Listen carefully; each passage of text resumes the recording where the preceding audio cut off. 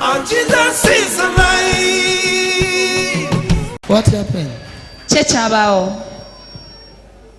Wanji. Obuzibu buli ku baami bange.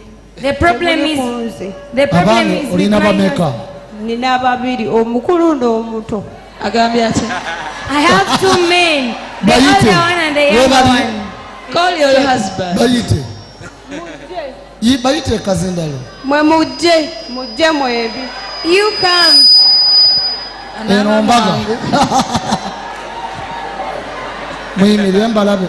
Owaayi. Awo basajja bo. Those are your men.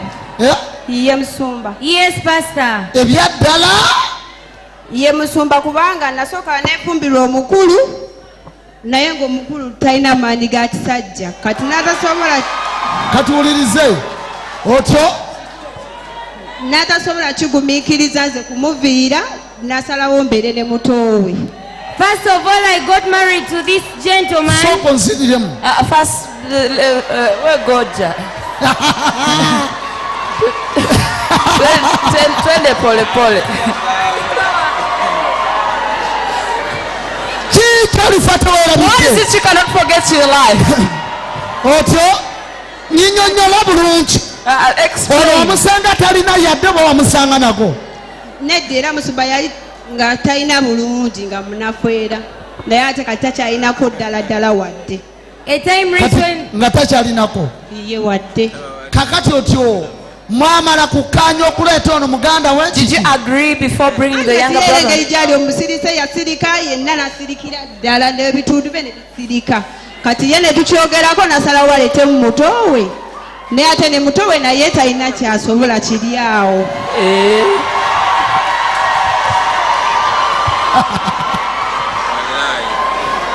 Chichate.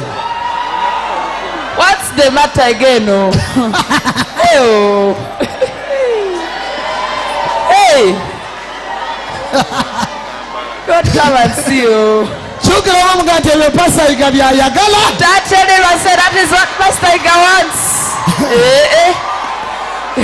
Ono yajja talina naye oba Ye yayinaayinaamu naye kati ate ekiseera bwe kituuse naye ne bw'okuba wadde pe tekyali wadde. Bw'okuba ki? Ne bw'okola pupupu pe tekyali.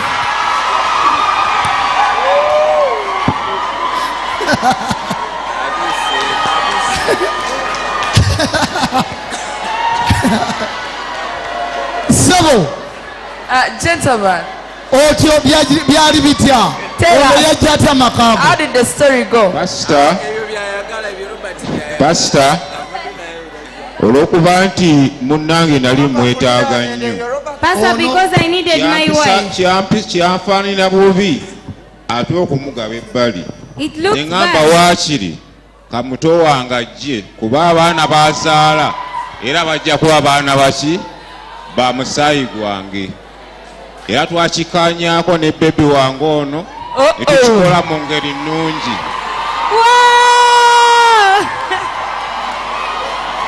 Abange What? nkyalimu akategeera oba nabuuzebuuze dda.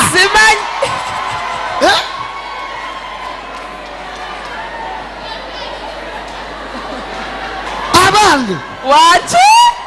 nkyaliyiga Agastini. Original. Abizaayo. Mweba Asha munkwateko mulabo bayenzi. Yegwe. Kakati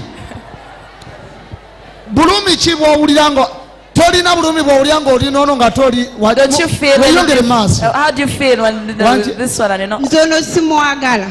Eh. Naye nina kukola ono kyayagala. Naye nze muto we simwagala. I don't love this guy. Mulina obuliri bwa mirundi emeka? You have beds of how many kinds? Ebiri. Kati ono olugira nga abaviira. Abeerawo kubanga yagamba alina okubeerawo kubanga era batalina gyagenda kugenda. N'adda wali n'abawulira. Aba takyalina kyakusalawo kubanga yalemererwa okuyimirirawo ng'omusajja.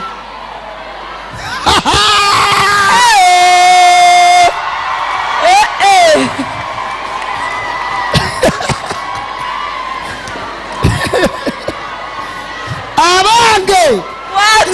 nkyalimu akategeera simanyi weewulira buuze dda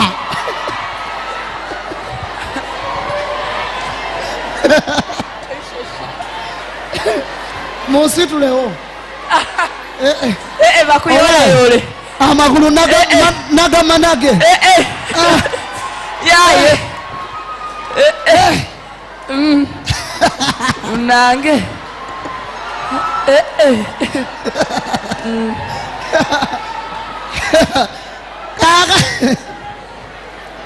kati ku basajja bombi now of the two men ani gwoyagala nsabira awone who do you want me to pray era bonna ekizibu kati bafunye kyekimu ogenda basabira naye ngondo gwenjagala kati kambuze sebo now let me ask bwe nkusabira ne muganda wo naawona mugenda kusigala nga mushiyalinga omukazi bw'abanga omaze okunsabira pasita embeera nebangeze mu nteeko nja kubeera nga mbeera ne bebi wange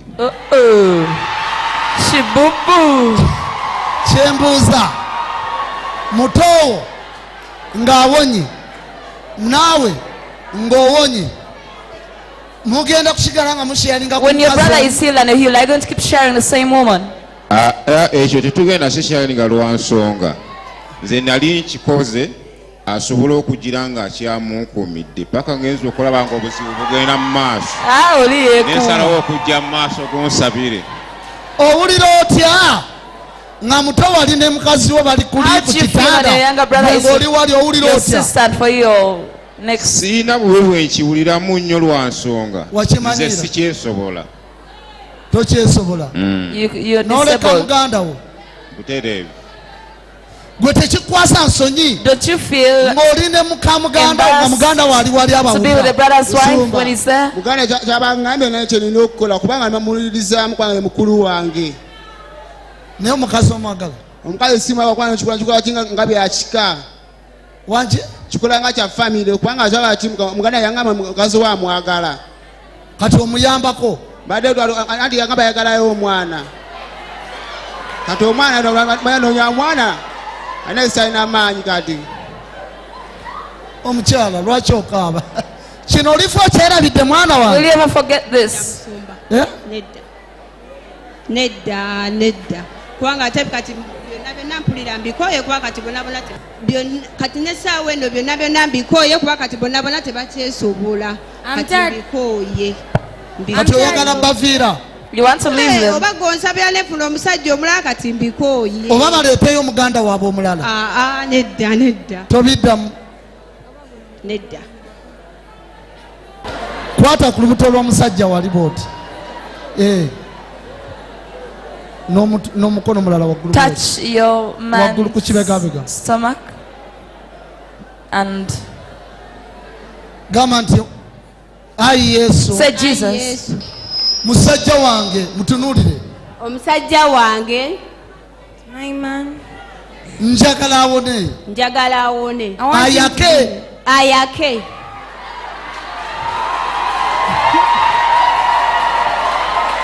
dama omukwateko mugambe musajja gwe yaka mu linnya erya yesu yongerako n'ebirala ng'omutunuulidde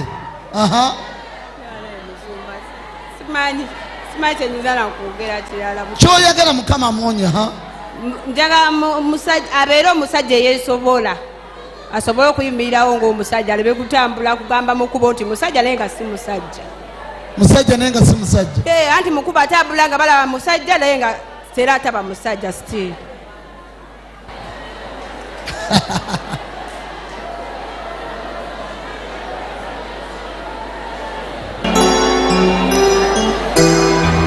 kukyaleo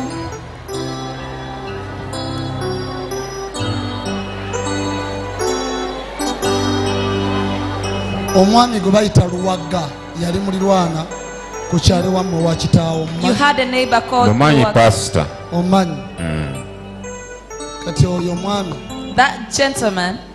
famire yammwe alinamu abaana abawera 3 he has up to 3 children of his naye mu 3 ababiri temulimu. But of the three, you guys, you two are not Abaana involved. basatu He has bonna ba musajja oyo nga bazaala mu maama wammwe 3 children with your mother.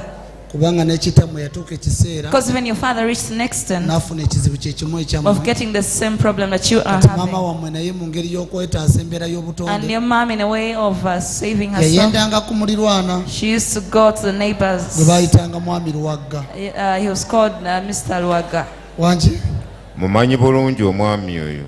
kaakati ekizibu Now that problem, kijja kirondoola famire taata wammwe naye bw'atyo bwe yali it comes haunting the family. That's how your dad naye was. mugende musiibe buli omu ennaku mukaaga But mukaaga everyone go fast for 6 days. mwe mumanyi engeri gye munaabitesitingamu You know how you test them. naye mujja kukomawo wano nga muwonye But you come back when mu you linnya heal. lya yesu Jesus. Jesus is alive.